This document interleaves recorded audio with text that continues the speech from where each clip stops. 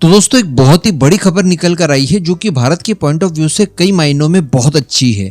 लेकिन अगर इसे ध्यान से देखा जाए तो कहीं ना कहीं ये हमारे स्वदेशी प्रोजेक्ट को सप्रेस करने की एक चाल हो सकती है या फिर सप्रेस करने वाला एक नया प्रोजेक्ट हो सकता है। देखिए, हम सभी जानते हैं कि भारत ने काफी ज्यादा उत्साह में अमेरिका से अपने बनते हुए रिश्तों को ताक पर रखकर S-400 की 5 स्क्वाड्रन रशिया से खरीदी है। हमें यही लग रहा था कि ये अपने नाम के अनुसार ही काम करेंगे और दुनिया के नंबर 1 एयर डिफेंस सिस्टम्स में ये हमेशा टॉप पर रहेंगे। लेकिन पिछले 2 सालों से लगातार देखने के लिए मिल रहा है कि यूक्रेन के खिलाफ S-400 इतना ज्यादा इफेक्टिव नहीं है। अगर मान लीजिए वो इफेक्टिव है भी, तब भी वो भारत की रिक्वायरमेंट को फुलफिल नहीं कर सकता। केवल 5 स्क्वाड्रन होने से कोई मतलब नहीं है। भारत बहुत बड़ा देश है और अगर पूरी रिक्वायरमेंट हम लोग फुलफिल करना चाहें तो इसमें हमें बहुत ज्यादा पैसा और बहुत ज्यादा समय देना पड़ेगा, तब जाकर कहीं ये हमारी जरूरत को मैच कर पाएंगे। इसी वजह से जो DRDO के स्वदेशी प्रोजेक्ट चल रहे हैं उनके ऊपर भरोसा करना और उन्हें जल्द से जल्द पूरा करना ये हमारी पहली प्रायोरिटी होनी चाहिए।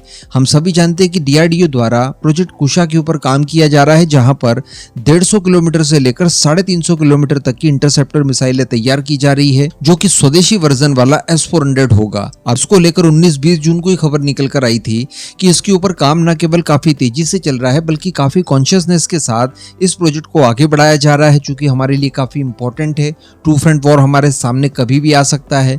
ऐसी परिस्थितियों को देखते हुए फास्ट ट्रैक कर दिया गया है इस प्रोजेक्ट को और अगले 3 सालों में ये इस लायक तैयार कर लिया जाएगा। डेडलाइन एक्चुअली रखी गई है कि इसकी पूरी तैनाती कर दी जाए, यानी आने वाले कुछ ही समय में हमें इसके टेस्ट होते हुए दिखाई देंगे, क्योंकि अल्टीमेटली 3 सालों में तो हमें इसे डिप्लॉय तक करना है। लेकिन दोस्तों इसी बीच एक खबर निकल कर आती है और खबर सीधे जुड़ी हुई है भारत और रशिया को लेकर। जैसा कि मैंने आपको कल ही वीडियो में बताया था कि जुलाई मंथ में संभवतः PM मोदी रशिया के विजिट पर जाने वाले हैं। ऑलमोस्ट कंफर्म है उनका जाना और इस तरह के मौकों को भुनाने के लिए 2 देशों के बीच में इस तरह की डील्स वगैरह अक्सर होती रहती है। अब यहीं पर रशिया द्वारा भारत को एक बहुत ही अच्छी सहूलत दी गई है। इसके तहत बताया जा रहा है कि S-400 को लेकर एक MRO फैसिलिटी को भारत में स्थापित किया जाएगा, यानी रशियन कंपनी भारत के अंदर इसके मेंटेनेंस, इसके स्पेयर पार्ट्स, ओवरहॉलिंग, इन सब की सुविधाओं के लिए एक सेंटर की शुरुआत करेगी, ताकि भारत के S-400 में किसी भी तरह का प्रॉब्लम आता हो या फिर इन फ्यूचर उसे अपग्रेड कराने की जरूरत पड़े तो रशिया जाने की जरूरत नहीं है, वो यहीं पर संपन्न हो सकता है। तो ये बहुत अच्छी बात है।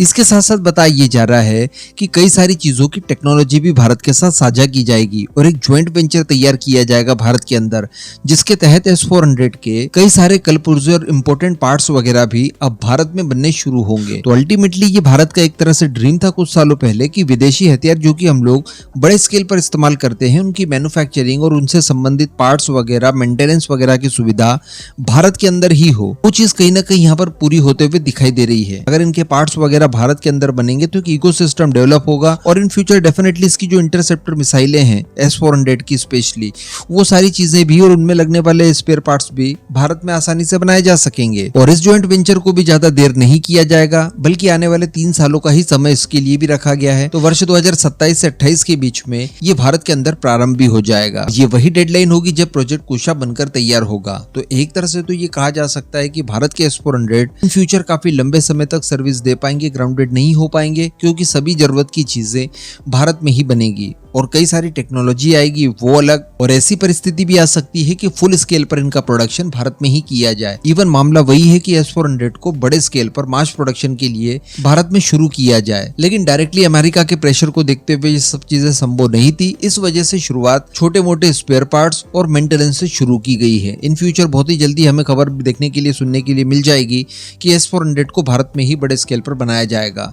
लेकिन इस तरह से हमारा प्रोजेक्ट सप्रेस होता है, क्योंकि इस बात को रशिया भी जानता है कि एक बार जब प्रोजेक्ट कुशा तैयार हो गया उसके बाद ये लोग S-400 की तरफ देखेंगे भी नहीं। अगर S-400 में कोई प्रॉब्लम भी आ रही है तो उन्हें भी ज्यादा गंभीरता से नहीं लिया जाएगा, क्योंकि इनके पास अपने खुद के ब्रांड न्यू और अपनी रिक्वायरमेंट के आधार पर तैयार किए गए एयर डिफेंस सिस्टम ऑलरेडी होंगे बड़ी मात्रा में। तो फिर S-400 की रिक्वायरमेंट रही नहीं जाती भारत के लिए। इस वजह से संभवतः इस तरह की चीजें की जा रही है, या अगर इस तरह का इंटेंशन नहीं भी है तब भी यह भारत के प्रोजेक्ट को कहीं ना कहीं सप्रेस तो कर ही सकता है। तो यहाँ पर हमारे विवेक पर निर्भर करता है कि इन फ्यूचर भारतीय फोर्सेस किसके ऊपर अपना ज्यादा विश्वास जताती है, प्रोजेक्ट कुशा पर या फिर S-400 ट्रायम्फ्स के ऊपर। आपका इस पूरे मुद्दे पर क्या मानना है, नीचे कमेंट करके अपना ओपिनियन जरूर दीजिएगा।